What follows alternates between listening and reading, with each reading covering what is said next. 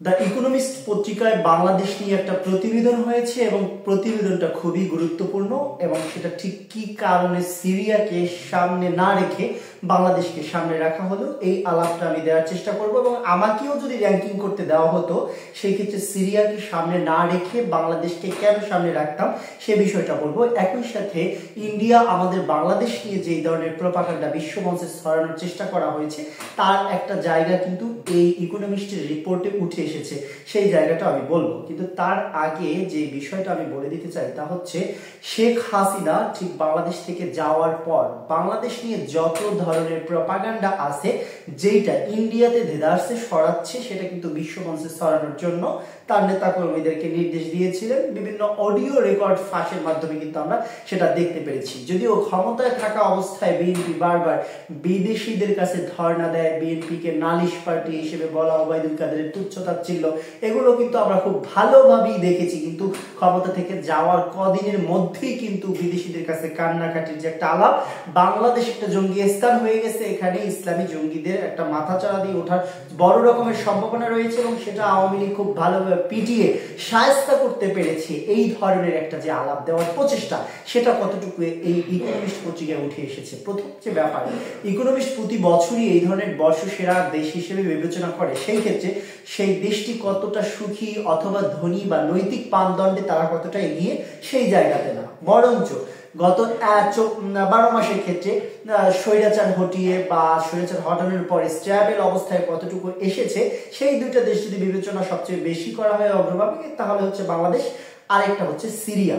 তো আমিও যেটা বলেছিলাম যে সিরিয়াকে কেন নেওয়া হয় না, তার কারণ যদিও সেখানে যে প্রায় 13 বছরের থেকেও বেশি সময় গৃহযুদ্ধ ছিল এবং একটা ধারাবাহিক বংশ পরম্পরায় স্বৈরশাসক সেখানে ছিল, সেটা উৎখাত হয়েছে, কিন্তু তা অনেকগুলো সশস্ত্র সংগ্রামের মধ্য দিয়ে বিভিন্ন গোষ্ঠী কাজ করছে এবং সেখানে আন্তর্জাতিক স্বার্থ জড়িত আছে। এক এক দেশ তার চিন্তা ভাবনার আলোকে সেটাকে এক একভাবে ব্যাখ্যা করে। কিন্তু বাংলাদেশে শেখ হাসিনা যে একটা স্বৈরশাসক হিসেবে আবির্ভূত হয়েছে এবং ছাত্র জনতা নিরস্ত্র অবস্থায় রাষ্ট্রীয় সমস্ত প্রতিষ্ঠানকে যেখানে হাসিনা ব্যবহার করে দমন পীড়ন চালিয়েছে সেটাকে একদম খালি হাতে উৎখাত করেছে, সেই জায়গাটা কিন্তু খুবই গুরুত্বপূর্ণ। আমিও এই দিকটা কিন্তু অবশ্যই বড় হাইলাইটেড স্থানে রাখতাম যে সমস্ত রাষ্ট্রীয় সশস্ত্র প্রতিষ্ঠানের বিরুদ্ধে গিয়ে সাধারণ ছাত্র জনতা যেইভাবে রুখে দাঁড়িয়েছে এবং আলটিমেটলি হাসিনাকে পালিয়ে যেতে বাধ্য করেছে সেটাও একেবারে কম নয়। প্রায় দীর্ঘ 15 বছরের স্বৈরাচার, সেই জায়গাতেই কিন্তু এটা অন্য রকমের অবস্থানে বাংলাদেশকে রাখাই যায় এবং সেই ক্ষেত্রে সিরিয়া পেছনে রাখাই যেতে পারে। আমি সেটাকে ভালোভাবেই দেখছি এবং আমি হলেও সেটা করতাম। কিন্তু এখানে একটা বিষয়কে উল্লেখ করা হচ্ছে যে বাংলাদেশে একটা চরমপন্থা শক্তি উত্থান হওয়ার একটা জায়গা রয়েছে।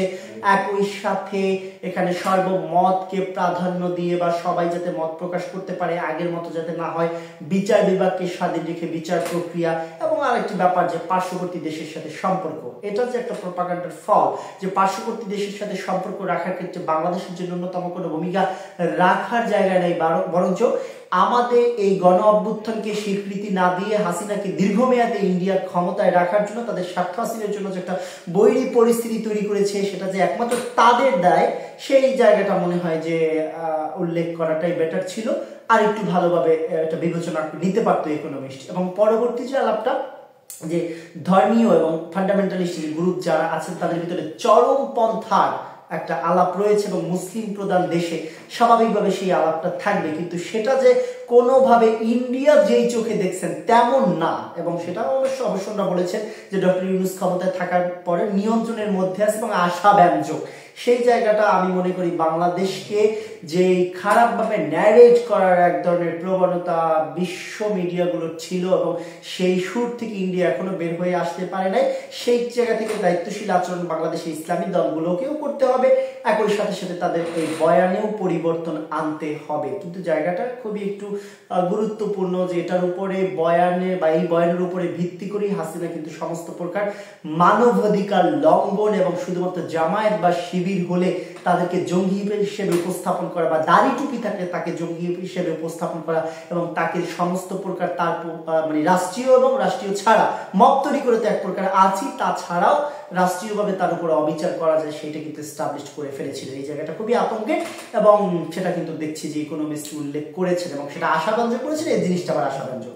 তো হাসিনা এবং ইন্ডিয়া যেই ধরনের প্রোপাগান্ডা বাংলাদেশের ব্যাপারে চালিয়েছেন সেই জায়গাটা এখানে উল্লেখ নেই, বরঞ্চ তাকে বিদায় করা এবং জেটিয়ে বিদায় করার যে হিম্মত বাংলাদেশের ছাত্র জনতা দেখিয়েছে তার কারণে কিন্তু বর্ষসেরা রাষ্ট্র হয়েছে। তো হাসিনার কি কি দোষ ত্রুটি ইকোনমিস্ট পত্রিকার রিপোর্টে এসেছে তার মধ্যে হচ্ছে উন্নয়নের গাল গল্প দিয়ে শুরু করলেও মূলত তারা ছিল একটা নিপীড়নমূলক রাষ্ট্রযন্ত্র, যারা গুণ খুন থেকে শুরু করে এমনও কোনো খারাপ কাজ নেই সেটা তারা করেনি। একই সাথে ভিন্ন মত প্রকাশের যে স্বাধীনতা সেটা এখানে ছিল না, ভোটাধিকার হরণ এবং সর্বশেষ একটা স্বৈরতান্ত্রিক দেশে বাংলাদেশকে রূপান্তরণ করা সেটা কিন্তু বিশ্বমঞ্চে খ্যাতি পেয়েছে। এইটা হাসিনা এবং তার দলের যারা সাঙ্গপাঙ্গ আছে তাদেরও বোঝা দরকার যে বাংলাদেশকে তারা যেই জায়গাতে নিয়ে গিয়েছিল এবং বাংলাদেশকে যেই চেহারায় তারা আবির্ভূত করার চেষ্টা করেছিল তার বাইরে গিয়ে, সেই ভুজুম বাজুম আলাপের বাইরে গিয়ে বাংলাদেশকে একটা স্বৈরতান্ত্রিক কাঠামোতে হাসিনা নিয়ে গিয়েছিল, সেটাই কিন্তু বিশ্বমঞ্চ দেখছে। এটা আমাদের জন্য একটা পজিটিভ দিক, সাথে সাথে সেই অবস্থাটা যেটা আমাদের চ্যালেঞ্জের জায়গায় রয়েছে, বিশেষ করে আমাদের বিচার বিভাগ, বিশেষ করে আবার সমস্ত মতকে নিয়ে একটা রাজনৈতিক পরিবেশ তৈরি করা যেখানে চরমপন্থার উত্থান কোনো জায়গা থেকে থাকবে না, সেই চ্যালেঞ্জগুলো যদি মোকাবেলা করতে পারি অবশ্যই বাংলাদেশ নিয়ে বিশ্বমঞ্চে যেই ধরনের প্রোপাগান্ডা পার্শ্ববর্তী দেশে ছড়ানোর চেষ্টা করেছে সেটা আসলে হাতে কাজে লাগবে না এবং আওয়ামী বয়ান যেটা সেটা সম্পূর্ণভাবে পরাজিত হবে। এখন পর্যন্ত সমস্ত অবস্থা আমাদের অনুকূলে এবং সেই অনুকূলে থাকা অবস্থায় আমরা আমাদের দেশকে পুনর্গঠন করতে চাই এবং সেখানে আমরা সফল হব ইনশাআল্লাহ।